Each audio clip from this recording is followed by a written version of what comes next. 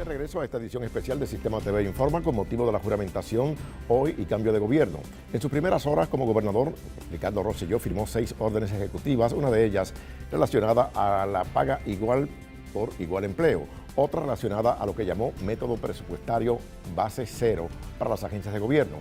Otras de las órdenes ejecutivas están relacionadas a la infraestructura y al control fiscal en el gobierno. Hoy nuestro panel está compuesto por el ex candidato a la gobernación y un alcalde incumbente, así que me acompaña Manuel Sidres, candidato independiente a la gobernación, Rafael Bernabe, también ex candidato a la gobernación por el PPT, y el incumbente alcalde popular de Isabela, Carlos Delgado. Buenas noches. Buenas noches.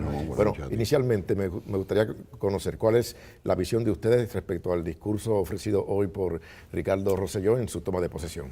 Rafael. Bueno, a mí me impresionó cómo se enunciaban una serie de principios que me parecen, muchos de ellos muy bien, pero entonces no se sacaban las consecuencias. Por ejemplo, se habla de igualdad de la mujer, pero se sigue rechazando la política de educación de género. Se habla de investigar las violaciones de ley que puedan haber incurrido en la crisis fiscal, pero no se habla de la auditoría de la deuda. Se habla de seguridad para el país, pero no se habla de buscar una nueva política hacia el problema de la adicción. Se habla de la salud, pero no se habla de un seguro de salud universal. Así que se enuncian una serie de ideas, pero no se va a la práctica de lo necesario. De igual manera se habla de una nueva política de incentivos económicos para desarrollar el país, pero no se dice cuáles son esos incentivos. Se habla de una reforma contributiva, pero no se habla de evaluar la política de exención contributiva.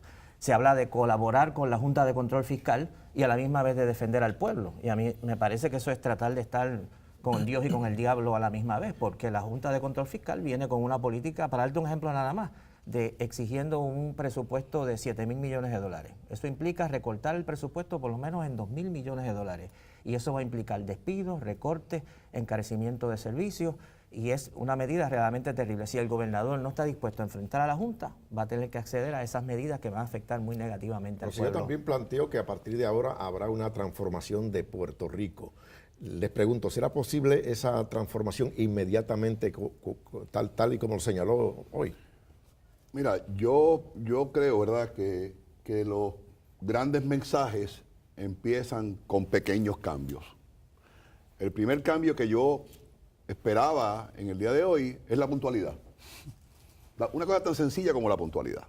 Citó a las 10 de la mañana, la juramentación comenzó rayada a las 11:30 de la mañana. Lo segundo es ese llamado al respeto que se tiene en la tribuna no puede venir del moderador de la tribuna, tiene que venir del máximo incumbente, donde exige un respeto a los que asistan contra los adversarios que allí estuvieron. Así que yo creo que en términos de cambio es mucho más radical de lo que la gente piensa. Yo endoso la juramentación a las 12:01, yo endoso que haya firmado las propuestas que firmó, sean buenas o malas.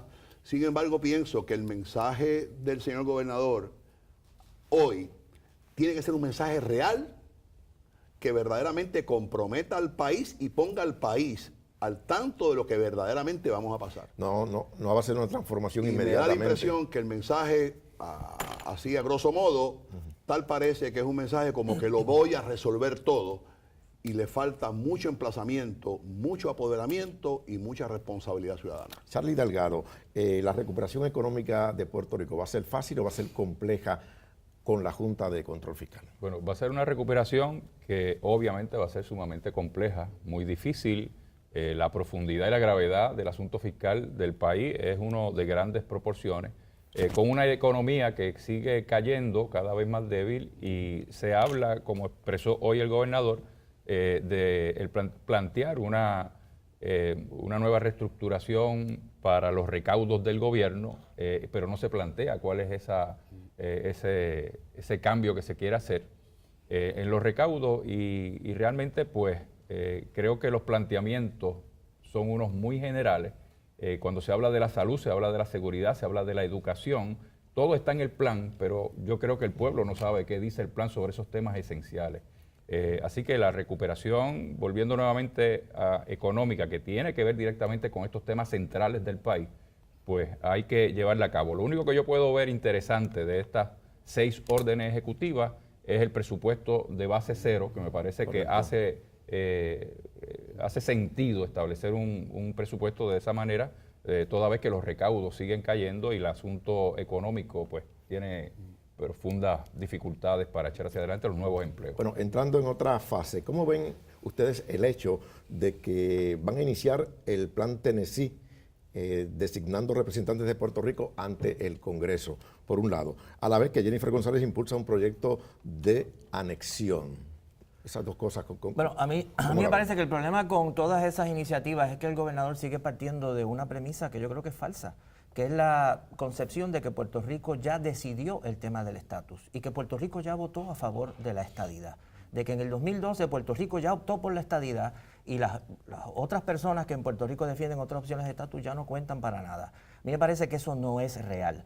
El plebiscito del 2012, como sabemos, la estadidad recibió alrededor de 46-47% de los votos. Él no quiere contar los votos que quedaron en blanco para que entonces salga un saldo de 61% a favor de la estadidad. La realidad es que en Puerto Rico todavía el país está debatiendo qué estatus prefiere, no ha optado por la estadidad. Por eso nosotros hemos planteado que la manera de enfrentar este problema es la Asamblea Constitucional de Estatus, en la que puede estar los representantes estadistas y también los representantes de la libre asociación y los representantes de la independencia, y tenemos que debatir qué opción de estatus favorecemos. Aquí se está partiendo de la noción de que ya el país decidió que lo que quiere es la estadidad. Yo no creo que eso sea real y yo no creo que eso sea respetable o que no respeta, vamos a decir mejor, el sentimiento de mucha gente en Puerto Rico. Yo creo que si se intenta seguir por ese camino se va a generar un debate muy fuerte en Puerto Rico que va a ser necesario porque lógicamente los que no favorecen la estadidad van a defender sus derechos y exigir un proceso en que puedan también tener participación. Impulsando ya una consulta. Pero fíjate, yo estuve en el mensaje, yo fui invitado y asistí, y yo te puedo decir que en el momento en que el público se entusiasmaba, era cuando ocurría el tema del estatus. Así que me parece a mí que el doctor Rosselló y su equipo de trabajo, de alguna forma, tienen que mantener esa base ideológica viva, porque es la razón de ser. Porque de lo contrario, ese pueblo que estaba allí hoy sabe que el camino que vamos a pasar es mucho más difícil de que se nos dijo allí. Mientras haya una esperanza, que es mi gran temor, de que alguien nos vaya a resolver el problema, pues lamentablemente vivimos un poco con la cabeza bajo el agua y no como tenemos que estar. Delgado. Sin duda alguna, el tema de cohesión dentro del PNP es el estatus y tienen que mantener su fuerza viva a base de ese tema. Todos sabemos que en Washington no hay ningún ambiente para atender el tema del estatus. Interesante, vamos a ver ese plan Tennessee desarrollarse, pero me parece que eso obviamente ocasionará mucha risa en medio del Congreso de los Estados Unidos, porque realmente es absurdo, ¿verdad?, pensar que con ese plan se vaya a impulsar la estadidad en el país presentando un acta de igual manera para la estadidad para Puerto Rico, cuando los mensajes han sido claros dentro del poder del Partido Demócrata y Republicano de que primero resolvamos el asunto fiscal y económico de Puerto Rico y luego estaremos hablando del asunto de estatus. Y por último, tratar de echar a un lado las otras alternativas para resolver el asunto de estatus, pues ciertamente no es la manera de atender este asunto, porque sería polarizar más el asunto de estatus en el país. Bueno, muchas gracias a los tres, no tenemos tiempo para más. Gracias por estar con nosotros. Pasamos con Mardet.